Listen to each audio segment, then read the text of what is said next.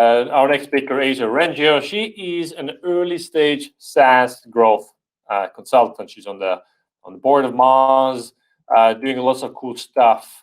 Now, getting your messaging right is just one part of the marketing puzzle. You know, your story, what you tell, and then we need to act on it and put together a go-to-market strategy. So where does story fit in there? What does the go-to-market strategy look like? Asia will teach us, how to take any product to market in 5 steps. So thank you very much. The stage is yours. Awesome. Thank you so much. Okay, I am going to start sharing my screen. Let's see. I'm going to share screen. This. All right, and we are going to dive right in. Hi, everyone. My name is Asia. I am the CEO and founder of WMAven. We work with SaaS companies on troubleshooting their growth. And I've got 20 minutes to go over these 5 go-to-market strategy steps. And we're going to move at a pretty decent clip, a really decent pace. So we're just going to dive right in. Okay, so what exactly is a go-to-market strategy? This is one of those questions that I get all the time. And go-to-market strategy is one of those words where it's kind of confusing because you're kind of like, it includes market, so I'm guessing marketing, but technically it's like product 2, it's all of these things. Well, the short answer is that go-to-market is really the overall arching strategy of how you plan to win in a particular market or a new customer segment. Go-to-market is one of those things that it does encompass the entire business. Yes, the whole thing, the whole enchilada. This includes sales, product, marketing, even engineering, the entire full scope and spectrum of how this business or how this particular SaaS company or product plans on winning, whether that's the market itself, just in general, or entering into a new particular market or customer segment. And if you're kind of wondering, well, based off of that definition, that's really interesting because that's like we're constantly making decisions all the time about go-to-market. And if you have that hunch, you are absolutely correct. If you have a larger team, so you have marketing leaders, product leaders, sales leaders, et cetera, then every single one of those people are constantly making decisions about go-to-market in addition to the owners of the business, the founders of the business. Everyone is constantly making decisions about this and acting on it. And the importance of a go-to-market strategy is that when it's aligned and when everyone is aligned to that strategy, then the entire business moves as a unit together towards some goal, towards growth, or just entering into the market in general. But this also applies to small scale as well. So even if you're a bootstrapped founder, every single decision that you make also has something to do with go-to-market strategy, which is why it's so critical to have a good one. Okay, so I mentioned that we've got 20 minutes to unpack this and to really dig and dive deep. So the first thing that we're going to need to do is, there's 5 steps. The first is we need to identify a clear objective or goal. After that, I'm going to introduce you to a really simple framework that you can actually use to put your entire business on a piece of paper and really clearly see where you're at in the market today. After that, we need to really understand our target customer. If you have heard me speak before, you know that I am a fan of customer research, and so we're going to talk about that. Understanding your success gaps. This is what makes a strategy, in many ways, an actual strategy. We need to know what our capabilities are and what we need to overcome. And then finally, what are the new guiding principles that will ultimately help you win? This is another part of the strategy that also makes it a strategy. Okay, so we're going to jump into defining clear objectives. This, I would say, is a really common thing. This isn't going to be violently new to most of you, but if we're going to define a go-to-market strategy, we ultimately need to know where we're headed. There's tons of frameworks for this, many of which you're probably already familiar with. OKRs work extremely well, objectives and key results. There's also SMART goals, and I've also heard of smarter goals, all kinds of objective goal frameworks that you can use. But the most critical part about all of this is that if we don't know where we're ultimately headed, it's going to be really difficult to reverse engineer how we're going to get there in the first place. So one of the most defining moments when it comes to sitting down and creating your go-to-market strategy is really knowing what it is that you ultimately want to achieve. I hear this all the time, or at least I hear certain phrases that kind of sound like objectives, but they're not really anything concrete that I can put in front of someone and say, hey, go accomplish this. So we just kind of want to see how big we can get. It's an aspiration, but this kind of sounds more like a wish to me as opposed to this is a really clear objective, to which I would say hard pass. I mean, I love it. I think it sounds wonderful, again, as a dream. But in order to help drive a team towards accomplishing that, I don't even know how I would accurately measure that, to be honest. I hear this a lot too. We want to gain a share of the market. Okay, what market and how on earth do you measure that? Now, don't get me wrong, there are some software categories out there that are incredibly defined. So for example, we know, relatively speaking, how much search or organic search traffic share, for example, that Google has maybe versus Bing, relatively speaking. But saying this as this is our objective, this is what we're going to go to, it's another one of those situations where it's like, okay, I don't know that I could put this in front of my marketing team and say, go gain the share of a market. It's another one of those situations. Here's maybe a different way to think about it. And again, this is probably not going to be too wild or out there, but these are the kinds of just critical decisions that we make when we think about, well, how are we going to win in this market? Well, here's maybe a different approach. So our objective is ultimately to increase revenue. Shocker, what business doesn't want to grow or increase revenue? But we think we're going to ultimately get there by increasing our traffic. We've already made a pretty incredible strategic decision about this. Increasing traffic then therefore becomes the main objective. Now this I can put in front of a team and say, we need to figure out how to do this. Super critical to figure out what your objectives are. I approve. Drake also approves. Okay, so from a framework perspective, so moving on to step number 2. This is one of my favorite frameworks. I think I use it for any size business, whether you're super small bootstrapped or whether you're 25 million in ARR. Either way, this is probably one of my hands down favorite frameworks. This was written actually by or created by Brian Balfour. So he's the smiling man down there in the corner. But he basically argued that it's not really about product market fit anymore. Now it's actually about product, market, model, and channel fit. So we actually have an extra layer of considerations to make about the business. What I love about this, however, is we get to define product and we get to define market, but it also forces us to think about, well, okay, how do we ultimately take this to market? Through what channels and with what kind of model? You're going to notice a couple of things about this framework, and it's also that all of these things are ultimately interconnected. If we change something in product, it has an implication on the market. If we change something about our model, it also has an implication on the market. And from a product perspective and a market perspective, these things are directly, or they do directly impact the channels that we use in order to acquire customers. So from this particular framework, again, not mine, but it is by the lovely Brian Balfour. A couple things you need to know about this. Product, pretty simple. It's what you're ultimately going to sell. This could also apply to services as well if you offer services. What are the features? What are the aspects of this platform? The market. This is the full view of the market. Who are the competitors? What are the competing alternatives? What are the opportunities that you have? Who are the target audiences that you can potentially identify and acquire as customers? The model, this is how you're going to ultimately sell and deliver the product. So we can take free trial, for example, or we can do per seat pricing or both. We can also maybe launch with invite-only access, but then over time introduce, move over into more of like a sales demo model. Like there's so many different things that you can do with a model, but it is directly, again, influenced by the product and the market itself. And then finally, we have channels, and this is really where you're going to acquire customers and partners. Common misconception about channel is that it's not just digital channels. It also includes partnerships that can also drive revenue and growth, and of course, access to your ultimate market, access to potential customers. And this can also, of course, be literal digital channels, organic search, paid acquisition. It runs the gamut in terms of channels and what you could potentially use. But again, these are all directly connected. Here's an example of what this looks like on a piece of paper from a real business example, a real client of mine in the vacation rental software space. So what you're going to do with this step is you're going to take your product, you're going to create the 4 quadrants, and you're going to list everything about your business that makes the product ultimately different, better, and special in the market today. You're also going to define what potential markets are you going after. From a model perspective, what makes this unique, what makes this special, but what's also expected from a market perspective. And then finally, what channels are we going to leverage? Whether that's co-marketing partners, other software partners, of course, it depends on the market and the product that you have. Of course, they're all connected, right? But this is where you're going to list all of those channel ideas.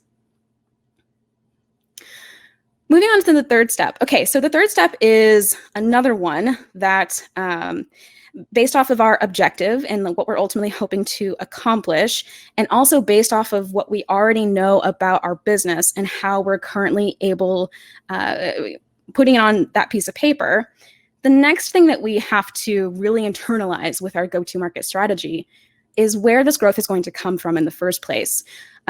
This is where we get to customers. Target customers that you know so well that you can complete their sentences. This is how well you need to know those target customer audiences and segments. And the reason why is because the growth does have to come from somewhere.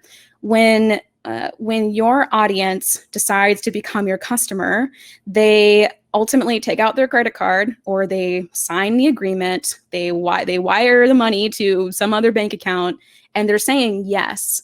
But hopefully they're saying yes, and they also continue to say yes, and they keep saying yes for many months and years and so on and so forth. Understanding that growth is ultimately coming from people in some kind of way. And it's really our job as strategists to figure out, okay, but is that new customers? Is that existing customers? Do we need to convert more of them or retain them better, or all of the above? These are the decisions that we have to make when it comes to go-to-market, but we can't really effectively make those decisions without really understanding them. This includes the pains that they have. This includes the other solutions and competing alternatives that they've considered. Understanding why they think that your solution is the absolute best. And then, of course, you've actually got to hopefully be the best. But knowing where they hang out, how they make decisions, these are all parts of the psychological profile of the customer. And because we, again, need to figure out where this growth is going to come from, if we don't know everything about our people that we're trying to acquire in the first place, or retain better, perhaps, then it's going to get really hard to figure out, again, how we're going to reverse engineer how we do that in the first place. Understanding the psychographics of the target customer segment, it's going to have a huge impact on every other strategic decision that you make after this, which is a perfect segue into the last two steps. And we're going at a pretty decent clip here, and which I'm pretty excited about because I do want to show you what this actually looks like in an actual real strategic deliverable, for example. And I think we will have enough time, so I'm just going to tease that out there. But okay, so first three steps. The first step was, again, defining your objectives, having that clear understanding of where we're headed and even why and how we measure that. The second was really more about using the framework to put your business on a piece of paper, from product to market to model to channel. The third step was really understanding, okay, well, based off of where we want to go, based off of our current positioning in the market today, or at least what we would like to launch with, here are who our target customers are going to be. Here's who we think is ultimately going to help fuel this growth in some kind of way. We then get to the fourth and fifth steps. And this is where, with the fourth step at least, we have to kind of take a second and take a pause. And now we get into, okay, but what's currently blocking us from reaching those goals? This is where we start thinking about our success gaps. Steps 4 and steps 5, this is what really makes it into an actual strategy and not just a plan or a list of tasks and tactics. Knowing what your success gaps are. So what are success gaps? These are the things that are blocking the business and the team from achieving the objective. They're what currently blocks us from reaching our goals. We call these success gaps. They include those blockers, they include risks, they include potential threats. They also include all of your known unknowns. We know that we don't know this, but we know enough about it that we know we need to figure it out. So success gaps can look in a number of ways. But one of the most common things that they do is they help you define what capabilities you're going to need. They help you identify what resources you're going to need. Do we have the right people on the team? Do we need to add to that? Do we have the right skill sets in general internally? And if not, who are we ultimately going to need to acquire in order to meet our objective? What are we going to need to learn? What do we know that we don't know? What do we need to make sure that we have as deep of an understanding about as possible?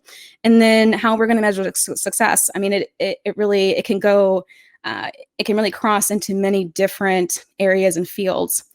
What's interesting about success gaps, however, is that the more complex your business, the more likely you are to have a huge list of success gaps. And then depending on, of course, your objective or your market, your product, you could have a pretty short list. You could actually have a pretty intense, super long list. It just really depends on to what scale and degree are you ultimately trying to achieve something. Here's a few examples. So this is a really common one that I hear, but we can't easily measure how many free trial conversions we get. Probably sounds really simple, but this is an analytics gap or analytics debt that this particular business needs to pay off, but it's a success gap. It prevents them from even knowing if they've achieved their goal in the first place, but it's a gap nonetheless and needs to be addressed. Maybe they don't know how this new customer segment will perform. Again, this is we know that we don't know this, but because we know that we don't know this, we know that we can overcome it. We can do research to help us figure this out. We can do customer development. We can start testing parts of the market in a number of ways in order to understand this better. It's another success gap, but it's overcomeable. This is more of a resource success gap, but we're going to need to hire an experienced content marketer to achieve this goal. Again, this is a skill set, a capability, or an actual resource that we need to bring on in order to meet our objective. And then this is much more of a overall market success gap. But let's say in order for us to, again, we want to win in something, we want to win in a market or win in a particular customer segment. In order for us to effectively do that, we're going to need to add these features to it in order for us to ensure that we see success. Maybe the MVP that we have isn't enough for this other part of the market. That's a huge consideration, and it could be a success gap. Again, it could be a success gap that you're comfortable with that risk, and maybe you take it anyway, or you plan to overcome it. One thing I want to just make sure to mention about success gaps is that if you do this exercise and you go through your success gaps and you're kind of like, man, this is kind of depressing. I have a lot of success gaps to overcome. The mission is not to be down about it, I promise. It's not to kind of feel like, oh crap, we've got all these things we got to address. It's much more that if you document your success gaps, you can start figuring out how to overcome them and start to plan to overcome them. What will end up happening is you'll start to identify what risks you can completely mitigate or eliminate entirely, what gap you can close right now in a couple of months, in a couple of quarters even. And then also, what are some of the success gaps that you know that they exist, but you're comfortable with taking the risk anyway because you're aware of them and you know what the implications are otherwise. This is the power of a success gap and having the documented success gaps. It's not to make you feel bad, I promise, or the team bad, but it does encourage you to get really honest about what is currently missing that's preventing you from reaching the goal in the first place. Finally, we are going to need guiding principles. This is probably, I would say success gaps and guiding principles are hands down my two favorite parts about defining a strategy. But what I love about this is that setting new guiding principles, these are kind of like the new mission statements or the new core values even that you can use to motivate you to inspire action, and not just you, but the team as well. Guiding principles, they're kind of like, these are the bets that we're going to make. It's like the statement that you use or the set of statements that you use to really reflect on what it's going to take to ultimately get there. And it influences how you make decisions. It influences how you act differently in order to win. And it encourages the team as well to act differently in order to win. But we can think of this in a number of ways. So there's a few ways that we can think about guiding principles and how that actually looks. But the best way I like to explain it is you can think of them as kind of like little miniature core values that fall into the strategy, or you can think of them as big bets to make. Okay, so here's an example. Let's say we want to shed some quarantine weight. You know, we've been sitting around a lot. We've been working at our desk, not been walking around as much, haven't been as careful about what we've been eating lately. And so we want to shed a couple of pounds because we gained a little bit maybe during quarantine. So here's what our guiding principles might look like. First, get enough sleep. We've been really stressed lately. Maybe we need to actually start sleeping more. This also correlates directly to number 2, keeping cortisol levels low. It's been an incredibly stressful year for, I would say, probably most of the world. So in order for us to ensure that we lose this quarantine weight, we can keep our stress levels down. Maybe another guiding principle is protein is the most important thing I can possibly eat, let alone the carbs, but especially protein is my most important macronutrient moving forward from now on until, of course, I achieve my objective. Then maybe also my guiding principle is to do workouts I actually enjoy. I mean, you get the idea. Like, these are guiding principles. These are bets. If I make these bets, I'm going to accomplish my goal based off of what I know my success gaps are, based off of what I know I want to ultimately achieve. If I adhere to these guiding principles, I'm gonna achieve this. Here's a business example. Okay, so in this particular business, they wanted to improve their retention. SaaS business, let's say they had incredible, pandemic aside for most businesses, but let's say they really wanted to focus on improving their retention even before this year. 4 potential guiding principles might be providing an amazing experience from sign up to conversion, creating value from day one in the product, focusing on attracting the best fit customers, building in public, aka providing more transparency around the roadmap. This is another example of guiding principles that can ultimately help motivate and inspire an entire team. What's also important about these guiding principles, however, is that they aren't necessarily owned by any one team. So each of these can technically fall under sales and marketing, or marketing and product, or sales, marketing, and product. It can really inspire all different parts of the business. That's the power of a guiding principle. So again, guiding principles are not tasks. They inspire action. Hopefully that was something that you might have noticed. But in these guiding principles, I can't necessarily assign any one of these to any one person. It's a guiding principle. It's not a task. It's meant to inspire people to fulfill it in some kind of way. This is one of the most powerful aspects of any strategy that you can possibly define when it comes to go-to-market. If our objective is to increase revenue or increase traffic, or corner a particular part of the market, maybe that is something that you decided to build the objective around. Our guiding principles might actually look pretty different based off of what our success gaps are, what we are ultimately trying to achieve and ultimately trying to accomplish. But these are things that ultimately motivate and inspire. Again, they are not tasks, but they inspire tasks. Out of these come projects and come tasks that other business leaders can own.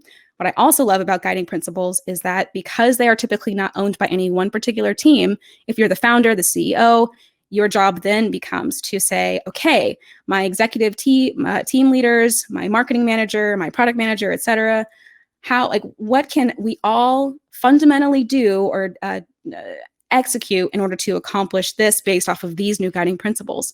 And that's an incredibly powerful conversation to have internally. Okay, so quick recap. Have a clear objective. Use Brian Balfour's framework to put your entire business on that piece of paper. It is extremely helpful to just see where you currently are in the market, but it'll also help you make decisions about what really matters based off of your product, your market, your model, and your channels. Know your target customer like the back of your hand. The growth is going to come from somewhere, assuming you want to grow, of course, but it's going to come from somewhere. Define your success gaps. Know what your blockers are. It's so critical to know what you need to overcome so you can plan for it.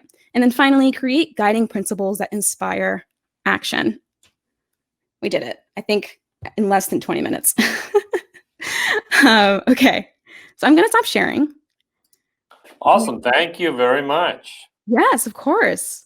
Let's do questions here. So Harry has a question, but before we get to Harry, I have a question. Yeah. So in your go-to-market strategy model, when do you start thinking about your messaging? What comes first, or what comes before and what comes after?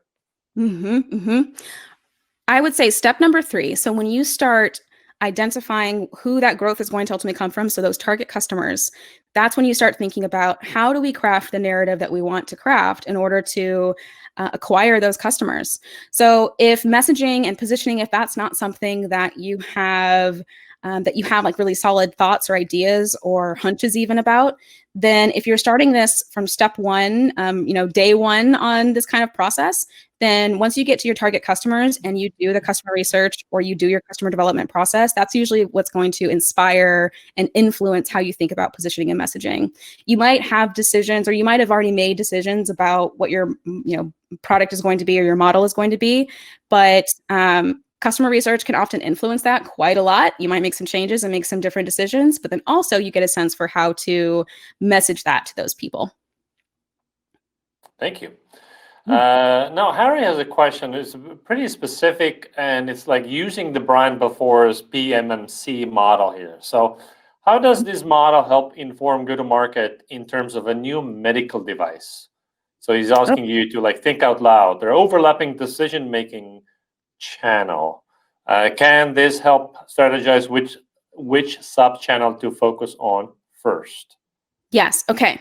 Okay. So this is kind of where we get into not only priority, like how do we prioritize what's in that particular framework, but then also how do we make decisions based off of what we're finding? So usually, what I like to do is if we have a general sense for, again, the particular customer segment, you might find that you have an entirely you might have an overarching go-to-market strategy for the overall business, but for a particular customer segment, you have maybe a sub go-to-market strategy. It's extremely common, very normal. Something I tell founders all the time is that you might find that different customer segments might have very different just acquisition strategies in general or go-to-market strategies in general.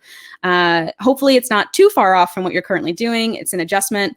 But usually what I like to do is you might have the overarching go-to-market. So this is where the framework is really helpful for seeing everything.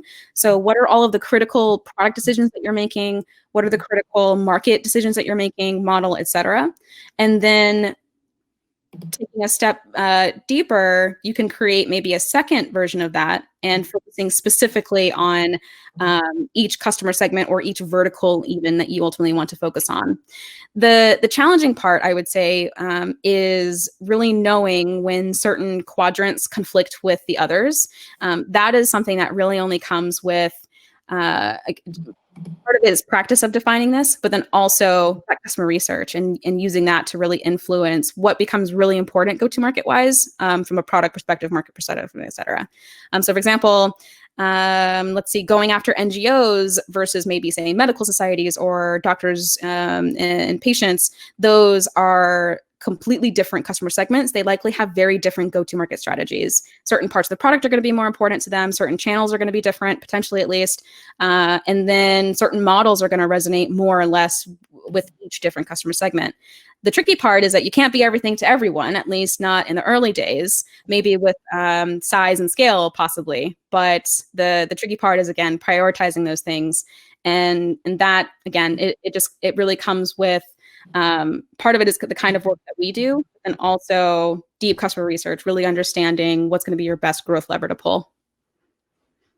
Awesome. One more question. Yeah. So any strategy is a hypothesis.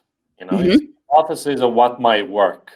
So when I'm not getting the results that I set out to do, so the goal setting part, so I'm not really making fast enough progress towards my goal, how do you start unpacking where in my hypothesis there might be, a miscalculation?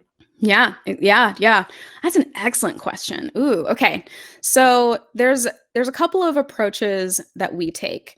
Usually, if we're not seeing the results, we have to make sure that we were measuring them correctly in the first place is the first thing. But then we have to ask ourselves, is it because we didn't know enough about our success gaps? So for example, there's suddenly new blockers or new things that we didn't realize that we didn't know. And those are kind of like rearing their ugly heads and we're having to deal with that. Or is it because we really didn't understand our customer segment nearly as well as we thought we did, or we picked the wrong one? So those are three very big strategic things that we kind of have to figure out which one is it ultimately. There isn't, I would say, like a cut and dry, like, oh, start here. But I will say that if you can literally like walk backwards in that order, then usually you can kind of suss out what is it actually. Did we pick the wrong part of the market, which is very possible? Did we do we not have nearly as strong of a product market fit that we thought that we did, or are we actually dealing with maybe something that we just didn't realize that we didn't know? But now that we know about it, we can start to kind of plan to overcome it. That's yeah, I would say I would probably walk backwards then. So maybe it is just success gaps first.